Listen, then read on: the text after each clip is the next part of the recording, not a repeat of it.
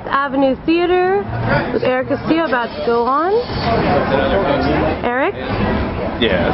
Want to give us your first thoughts right before the show? Tough judges. Don't think I'm going to score higher than any musical number out there, but I believe in my shit and I'm going to go out there and give it all. Alright. Think you're going to get around an average score of? Probably in 5 to 6. Seeing as how they do it. Probably Hulu will give me an 8, hopefully. Alright. Anything else you want to say? Just unleash the inner Mexican, that's all I got to say. Alright. Well, good luck. We'll see you in there. Alright. Our next performer is the co-founder of Disciplined Monkey Studios and is the host of WTF Weekly Podcast. It premiered stand-up in March at Anime Conji 2011, and this is his second time on stage. He's been podcasting for almost 3 years. He writes a weekly top 9 list for every show to keep his mind working on comedy. He's a writer, producer, sound, and video editor for Disciplined Monkey Studios. Keeps a busy schedule. More stand-up comedy coming our way. Please welcome Erick Castillo.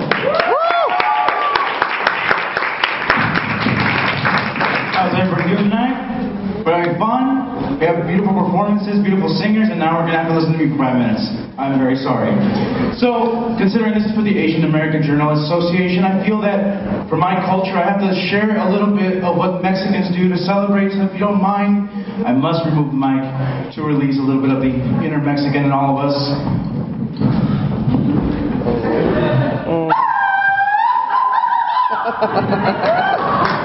So much better now, we live in San Diego and we love San Diego. We're all part of a big community, but I live in Chula Vista. I was born and raised in Tijuana, moved here in 1998. Moving to Chula Vista was like just taking a sidestep. I never went anywhere.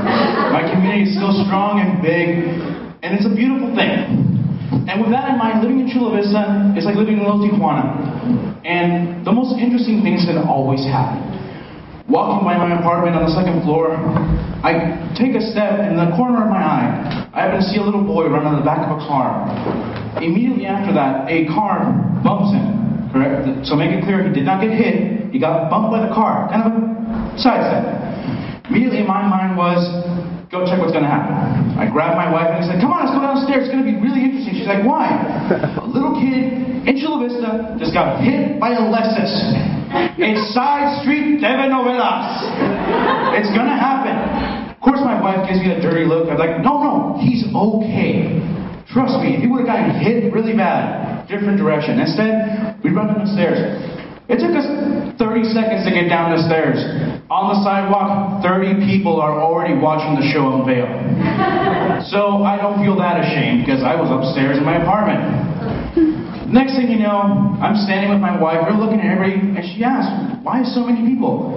Look at the little boy. We're in Chula Vista. He's Mexican. Mexican boys and Filipino boys have one thing in common. Overly protective and loving mothers. Right after I say that, from behind me, you hear, Dios mío, mi niño, no! Mom comes running out of the back of us, starts screaming, ¿Por qué, Dios? ¿Por qué, chingada madre, mi niño, no?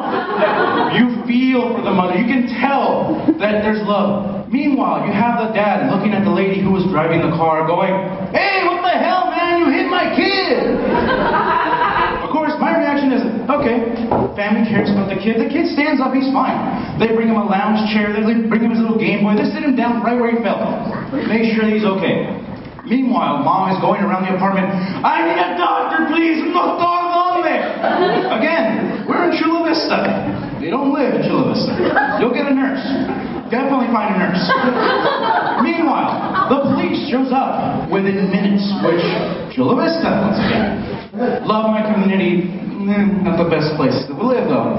Meanwhile, little kid sitting in the chair, the dad's arguing, you hit my kid, man! I have an attorney on braces! Retainer, for those of you who don't understand what he means. And of course, he blurs out, and I'm gonna call him right now, his phone number, and you would know this one, is 222-2222, personal injury attorney.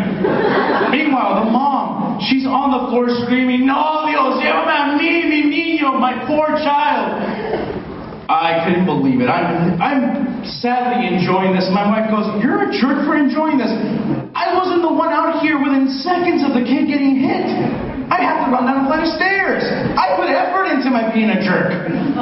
Little kid is sitting on his chair. The wife keeps screaming. The father's arguing. Finally, you hear her blurt out one more time, "Por favor, mi niño, please, my child." The father, finally fed up with the sound, looks at her and goes, "Vieja, shut up. Look at him. He's fine. He's on his Game Boy playing Super Mario. Go for it, Nico. Get the level 2. Get the power mushroom.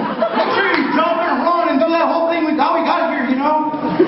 And I'm sitting there. The police are now taking the reports, asking the lady, "Were you on your cell phone?" "Of course not." "Did you see him come out?" "Actually, I did. That's why I slowed down and only bumped him." The father goes, "No, man, you hit my kid. You threw him like 6 feet." That is not 6 feet. I'm pretty sure. "You hit him 6 feet, and the way I see it, I'm no mathematician." Mathematician. He doesn't do magic with the numbers. He knows well enough. That was 6 feet according to him. "You owe me about $1,000 a foot. At 6 feet, I'm looking at $8,000. Once again, he's not a mathematician. Okay? But he is making some magic happen. The police, of course, tell him, "Are you okay? Is the little boy okay?" He's like, "I don't know. Why don't you ask him?" Police goes up to the little boy. "Son, are you okay? Are you hurt?" Pulls his head out of the game. "No." Goes back to the game. I'm looking at him. Police goes, "Are you sure? You want to go to the hospital?" Looks up. "No." The father, being concerned, says, "Wait, hospitals? I ain't got insurance. I don't have any. No, we're not going to no doctors." Lady, being concerned, goes, "Don't worry, my insurance will take care of it." "Oh, so you're taking blame for it then? Oh, good. We're going to get him physical treatment and therapy because he's got long-term ligament damage and personal trauma from cars now." Of course, my wife, confused that this whole thing is happening, and I told her, "You don't understand. These are loving Mexican parents. Not the best parenting if your kid's running out of the back of a car and getting hit, but still, their biggest concern is their child's going to be taken care of." Meanwhile, my mom is losing her nerves. Dad's losing his mind trying to figure out how 6 feet equals $8,000, $1,000 a foot. I'm sitting there wanting to tell my wife, "Go get me a lounge chair, some popcorn, and a soda. We're going to be here for a while." Police department, fire department, ambulance shows up. Kids fine, no damage. They're finally settling down, and the father just, with the most loving of words, just says, "Don't look at him like that. He's just stupid. Who runs out of the back of a car and gets hit? You roll. You take a dive. You don't get hit." And if you think about it, I'm not a parent myself, but from his point of view, you think about it, he's right. The kid wasn't bright. He should have died. He should have not done it in the first place. But that's not the point. He owes him $8,000 for 6 feet of jump. That's the biggest concern right there. And in the end, when you have the fire department there saying, "Well, he's going to be fine." No, he's not going to be fine, man. My kid's got long-term ligament damage. He's got personal trauma. He was going to be a low-rider technician. Now, because of her, he's going to be afraid of cars. His cars used to go, "Bah, bah, bah, bah, bah, bah, bah." Now they're just going to straight up go, "Wah, wah." All right, folks, that's my time. Thank you very much.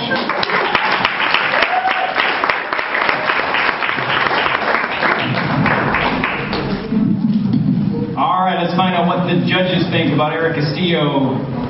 Barbara. All right, okay. Started off really kind of slow,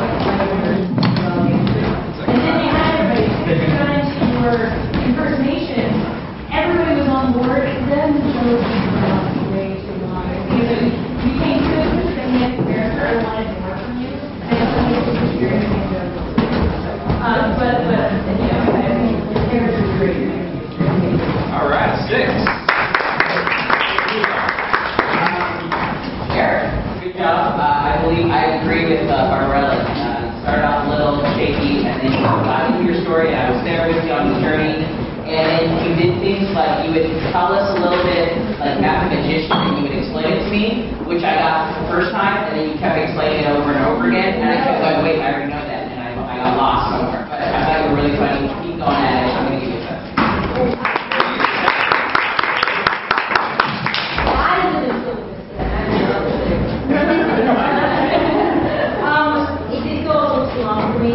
Lost me where, but sometimes you pick me back up.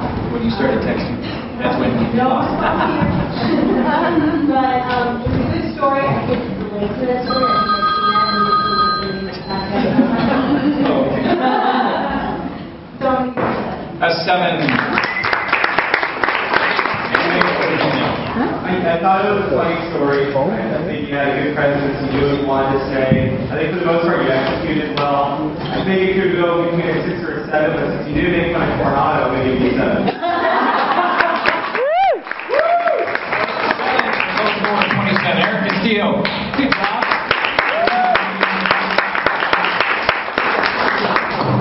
Come on up, Juan. Let's give away another prize.